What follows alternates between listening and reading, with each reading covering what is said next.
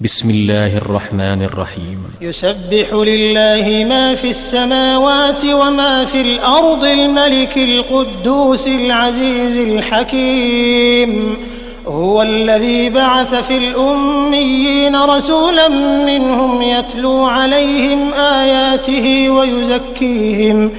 ويزكيهم ويعلمهم الكتاب والحكمة وإن كانوا من قبل لفي ضلال مبين وآخرين منهم لما يلحقوا بهم وهو العزيز الحكيم. ذلك فضل الله يؤتيه من يشاء والله ذو الفضل العظيم. مثل الذين حملوا التوراة ثم لم يحملوها كمثل الحمار يحمل أسفارا بئس مثل القوم الذين كذبوا بآيات الله والله لا يهدي القوم الظالمين.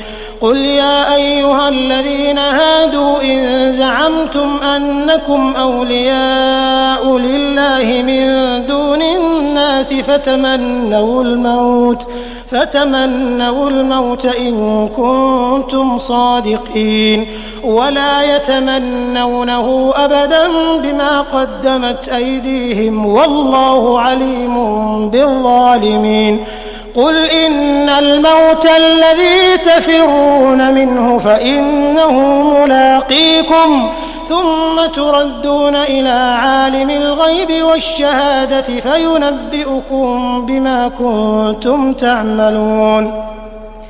يا أيها الذين آمنوا إذا نودي للصلاة من يوم الجمعة فاسعوا إلى ذكر الله وذروا البيع ذلكم خير لكم إن كنتم تعلمون.